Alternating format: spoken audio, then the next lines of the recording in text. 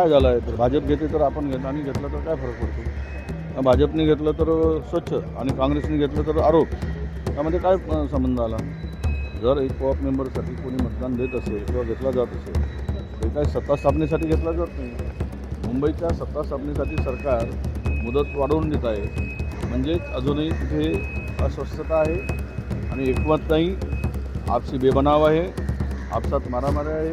मागच्या वेळेस मोर्चा काढला त्यावेळेस खोटी आश्वासनं दिली. लोकांनी शेतकऱ्यांच्या तोंडाला पानं पुसण्याचं काम केलं.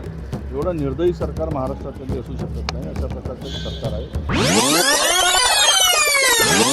मी सांगितलं एका शब्दात, काँग्रेसची सत्ता येईल, काँग्रेसचा महापौर होईल. तो कसा होईल, कशा पद्धतीने होईल, येणारं काळ सांगेल. चंद्रपुरामध्ये चंद्रपूरचे काही नगरसेवक जोरगेवारांच्या माध्यमातून उभाटाचे काल मुख्यमंत्र्यांना भेटले आणि ते मुख्यमंत्री त्यानंतर जोरगेवारांनी सत्ता स्थापनेचा दावा केला. कोण कोणाला भेटले ते आम्हालाही भेटून गेले नेता म्हणून. त्यामुळं मी त्यावर काही फार बोलण्याची गरज नाही. आणि मला चंद्रपूरच्या एकूण सत्ता स्थापनेच्या संदर्भात निकाल लागल्यानंतरच बोलू. आता फालतू बोलून काही उपयोग नाही. तर काय झालं आहे तर भाजप घेते तर आपण घेत आणि घेतलं तर काय फरक पडतो. भाजपने घेतलं तर स्वच्छ आणि काँग्रेसने घेतलं तर आरोप. त्यामध्ये काय संबंध आला. जर एक कोऑप मेंबरसाठी कोणी मतदान देत असेल किंवा घेतला जात असेल ते काय सत्ता स्थापनेसाठी घेतला जात नाही. जर अचलपूरमध्ये सत्तेमध्ये सहभागी करून घेतलं होतं आणि तसे करत नाही.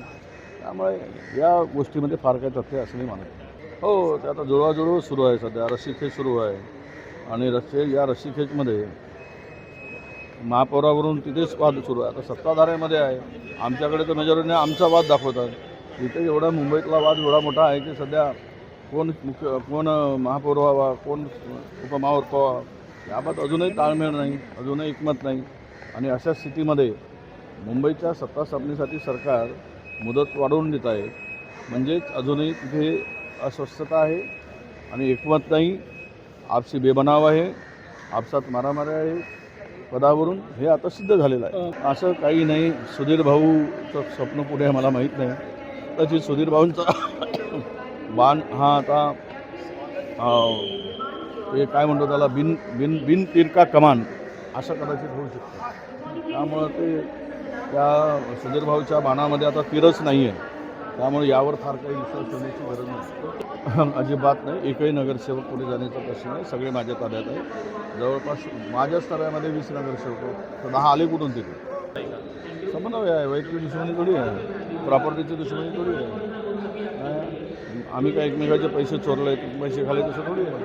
त्यामुळे याला काय हे चालत असतं. सगळेच असं नाही. 20 नगरसेवक आहेत म्हणजे काय काँग्रेस एकच आहे.